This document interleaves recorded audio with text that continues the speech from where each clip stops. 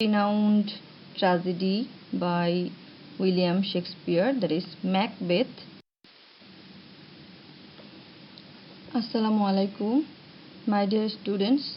This is Shaila Akhtar, Assistant Professor English. Our today's class is prepared for the students of Honours Third Year, and the topic of our today's class is a very renowned tragedy by William Shakespeare, that is Macbeth, and this topic is from your course Elizabethan and Jacobean drama.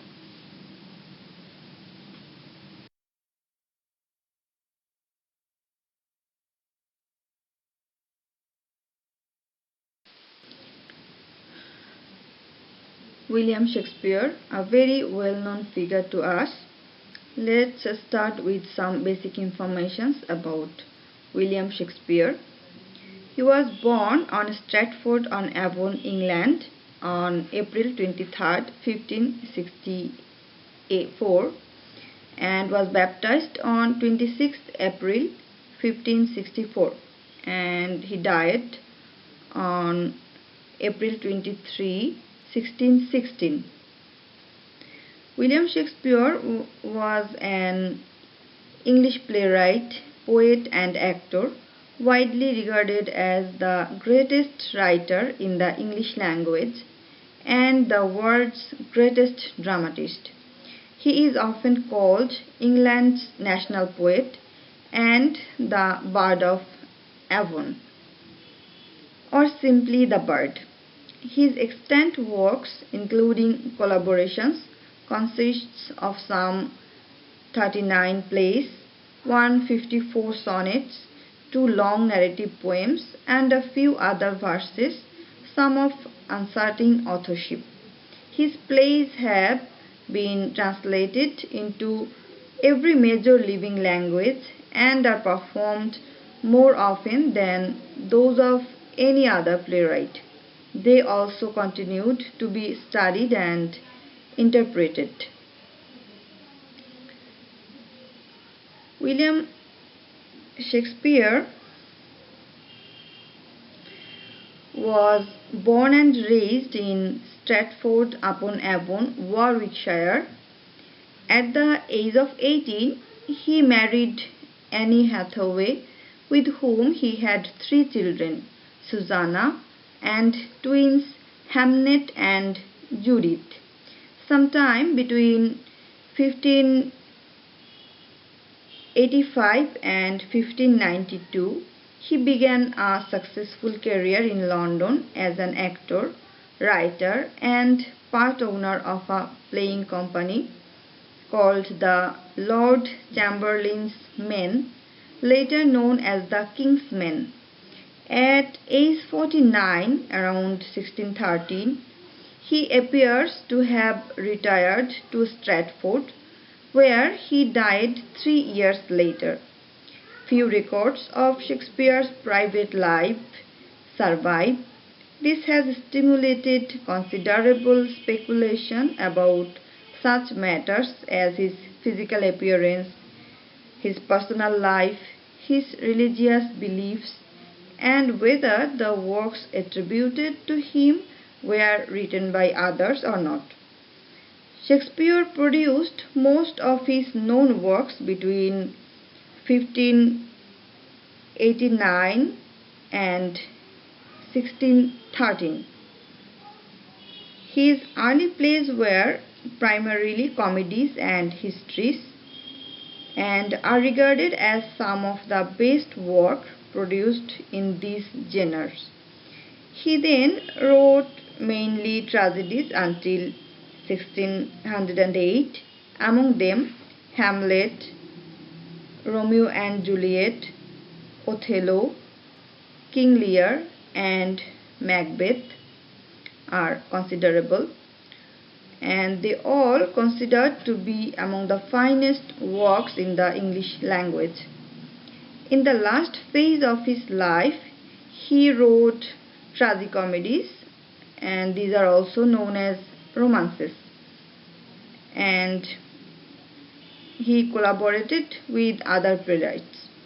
Many of Shakespeare's plays were published in editions of varying quality and accuracy in his lifetime. In 1623, two fellow actors and friends of William Shakespeare, John Hemingway and Henry Condell, published a more definitive text known as the First Folio, a posthumous collected edition of Shakespeare's dramatic works that included all but two of his plays. The volume was prefaced with a poem by Ben Jonson, in which Jonson hailed Shakespeare in a famous quote as "not of an age, but for all time."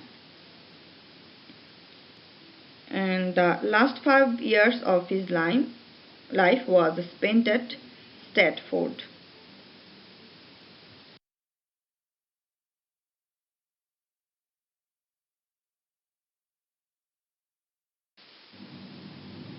Okay, my dear students, now let's have a look on some informations about the tragedy Macbeth.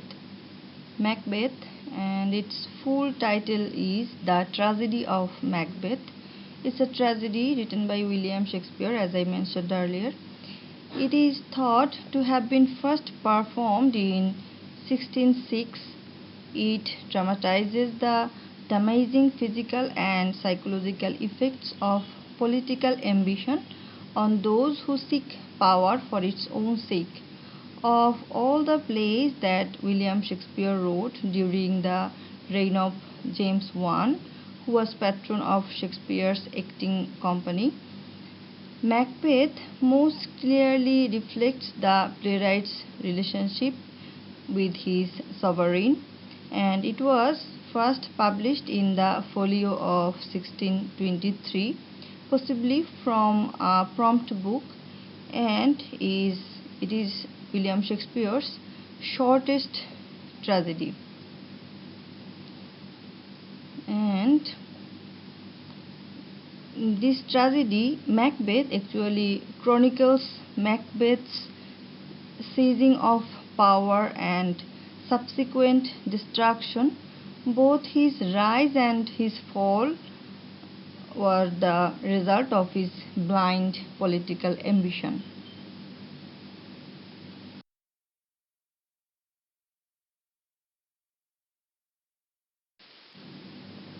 Okay, now source of the story of the tragedy Macbeth.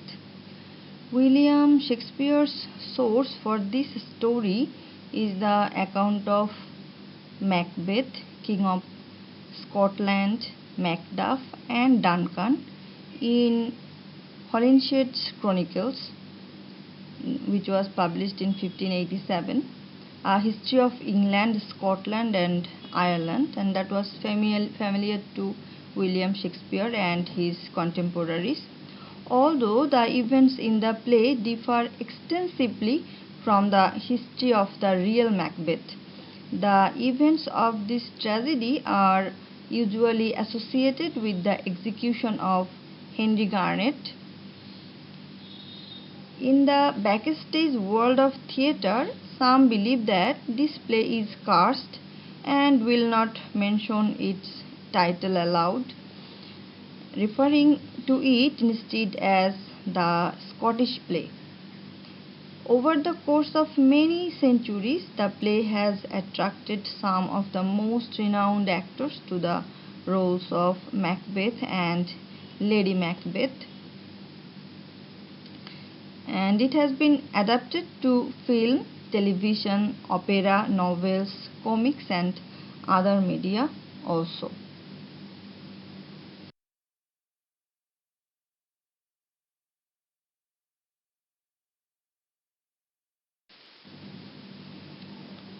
My dear students, now let's get introduced to the characters of Macbeth. So, firstly, I want to mention the name of Duncan. he is the King of Scotland. Then Malcolm, Duncan's elder son, and Donalbain, Duncan's younger son. Then Macbeth, our hero or villain. He actually is the general in the army of King Duncan, and originally he is the Thane of Glamis and then Thane of Cawdor, and later became the King of Scotland. Then Lady Macbeth, she is the wife of Macbeth and later became the Queen of Scotland. Then comes Banquo, Macbeth's friend and the general in the army of King Duncan. Fleance, Banquo's son. Macduff, Macduff is the Thane of Fife.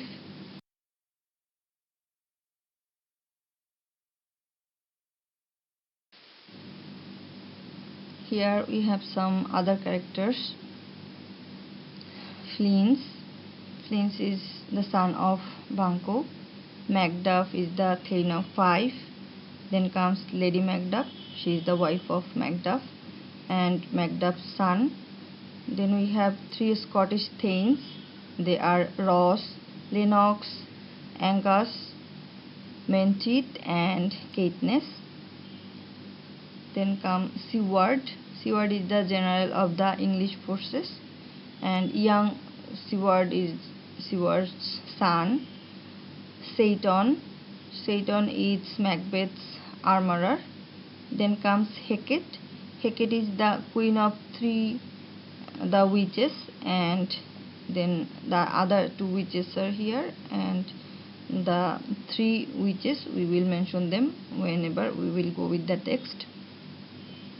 They are also three important characters of the tragedy.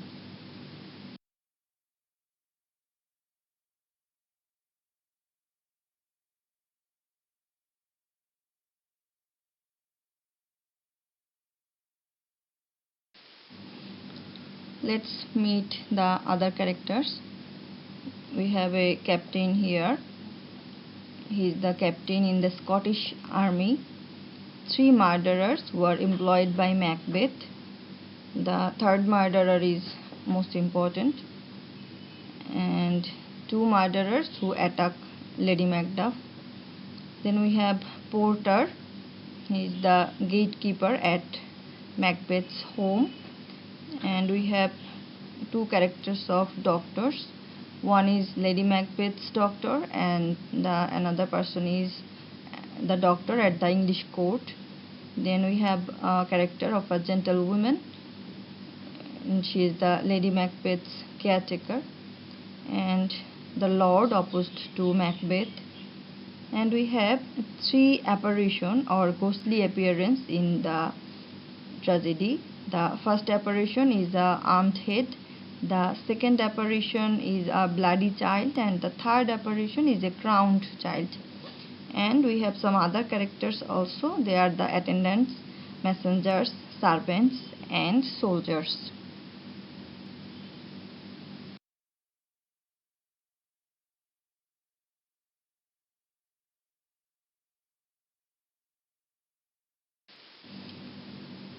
My dear students, let's peep into the tragedy in brief. That means I want to say, let's know the summary, or let's know the story of the tragedy in a very short way. So, if we want to know what happened in Act 1, I have prepared a glance here for you. On a bleak Scottish moorland, Macbeth and Banquo, two of the King Duncan's generals, discover three strange women. And they are the three witches. The witches prophesy that Macbeth will be promoted twice. For the first time, he will be promoted as the Thane of Cawdor, a rank of the aristocracy bestowed by grateful kings, and for the second time he will become the King of Scotland. And Banquo's descendants will be kings, but Banquo isn't promised any kingdom himself. And the generals want to hear more, but the weird sisters or the three witches suddenly disappears.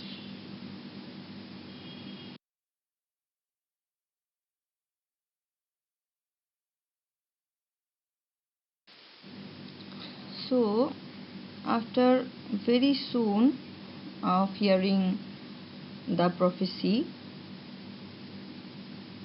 as a reward for his success in the recent battles, Macbeth was promoted as the Thane of Cawdor, and the promotion seems to support the prophecy, and the king then proposes to make a brief visit that night to Macbeth's castle at Inverness, and Lady Macbeth then receives news from her husband about the prophecy and his new title, and she vows to help him become king by whatever means are necessary.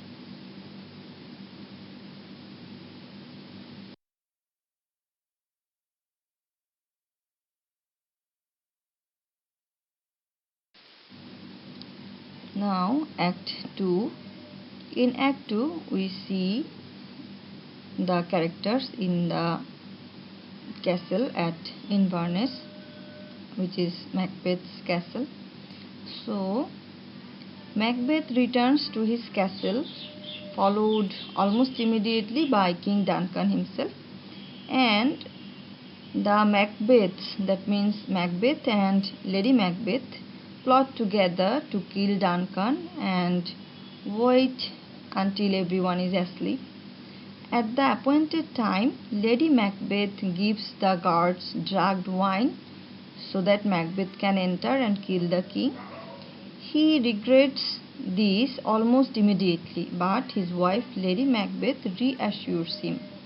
So she leaves the bloody daggers by the dead king just before Macduff, a nobleman, arrives.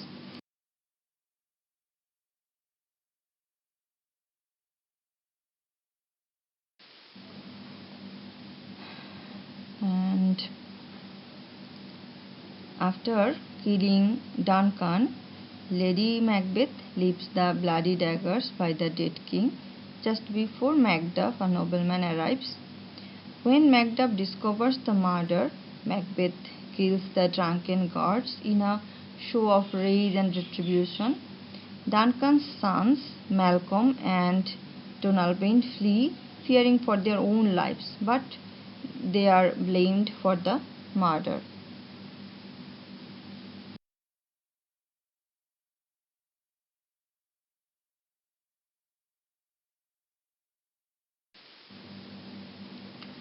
In Act 3, we see that Macbeth becomes King of Scotland, but he is always with a feeling of insecurity, remembering the prophecy that Banquo's descendants will inherit the throne. So he arranges for Banquo and his son Fleance to be killed. In the darkness, Banquo is murdered, but his son escapes the assassins. At his state banquet that night, Macbeth sees the ghost of Banquo and worries the courtiers with his mad response. And at that time, Lady Macbeth dismisses the court and unsuccessfully tries to calm her husband.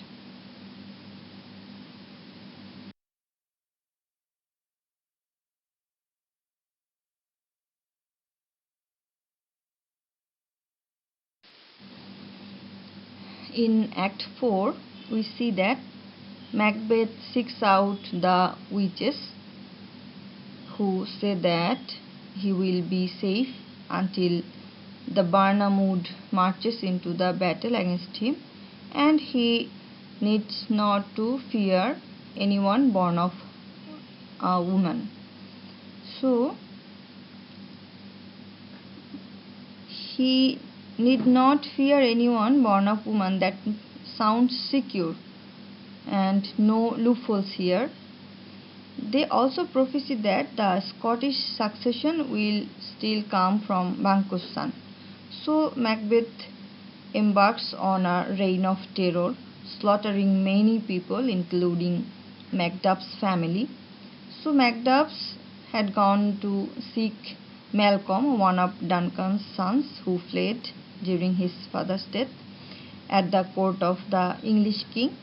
And Malcolm is young and unsure of himself, but Macduff is the person who, pained with grief, persuades Malcolm to lead an army against Macbeth.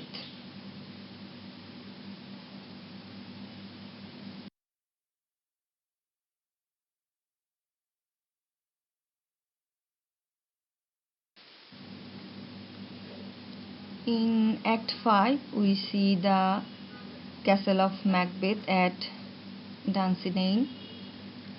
Here, Macbeth feels safe in his remote castle at Dunsinane until he is told that the Barnum Wood is moving towards him.